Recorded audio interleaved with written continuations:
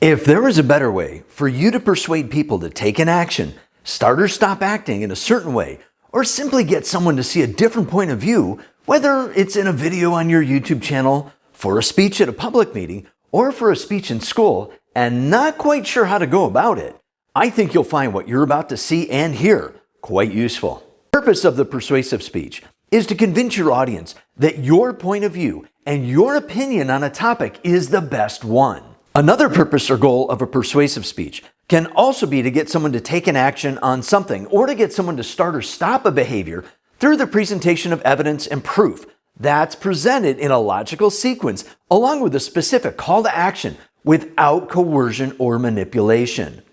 Coercion is forcing people to unwillingly act or behave in a way that they normally wouldn't do on their own by using direct pressure, unethical threats, or even physical force and punishment. Manipulation is when someone uses controlling statements or fraudulent means, such as lies or gaslighting, to get someone to acquiesce, or that means to give up and go along with the argument, and act in a predetermined manner, or even to cause self-doubt and confusion. Consider that your credibility, reputation, and even your possible safety is at risk if you attempt to use manipulation or coercion with the wrong audience. Be thoughtful and respectful of who you're speaking in front of, and expect some resistance and frustration when attempting to influence or convince someone to do something that may be against their attitudes, beliefs, and values, even when you're 100% sure that your way is the best and only way to go. One of the frustrating expectations and frustrating things about persuasive speeches is that many people think they failed in their messaging if their audience does not take immediate action. Keep in mind that some people take more time than others to make decisions or to change their minds, if at all, no matter how good you are with your persuasive presentation and argument. There are some topics and information that can have an immediate effect on people, but it's more common that a single presentation will not likely produce or end up with an immediate or even noticeable result. But at least it's a foot in the door, and that's a start. Increasing the overall receptiveness of your audience and getting them to tune in and listen to your speech requires an effective design that includes concrete evidence backed up by verifiable facts, accurate data, and comprehensible statistics. And when possible, it's always best to show that information on visual aids that are in the form of a slideshow, printed charts, or even physical items that are clear and understandable, that are meant to add to your presentation, not replace it. Even though you may have a well-labeled chart or a graphic image on its own that can easily be seen and understood as to what it is, without proper context and explaining how it relates to what you're saying, it just is going to be a distraction, and it can take the audience's attention away from what you're saying. Be direct and explain your evidence to help your audience better understand the information so that they can decide if the evidence you're presenting as proof is legitimate and or believable. Proof is evidence that is believable and often irrefutable or unquestionable, and it needs to be in a logical form that adds to the emotional appeal of your speech and maintains your credibility, integrity, authority, and reputation as a speaker.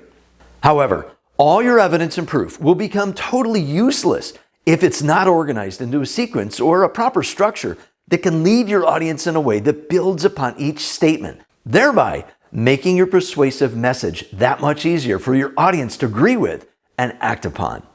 The first step in your presentation is to gain your audience's attention.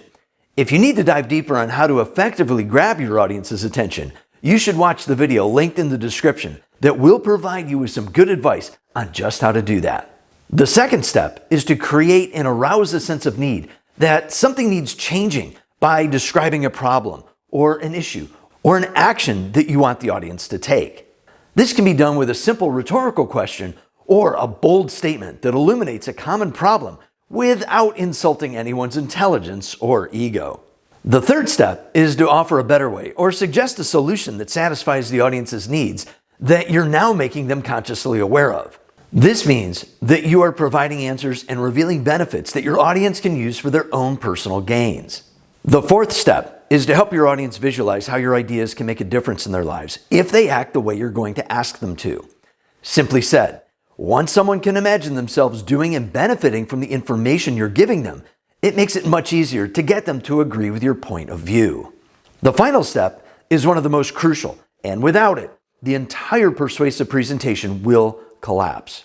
The last step is to ask or even tell your audience exactly what you want them to do or not do. That's called the CTA, or call to action. As an example, I would greatly appreciate it if you would tap that thumbs up right now to send a signal to the YouTube algorithm that you're finding value in this content and that it's worth sharing with more people. Thanks. See how that works?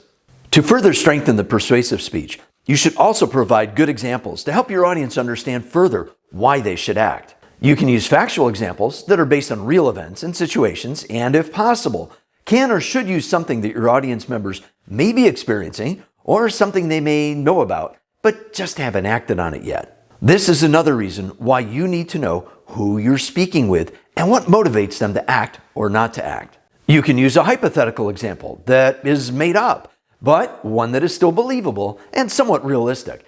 Just make sure to not create one that's so far out there that nobody can figure out how that example relates to them and your topic.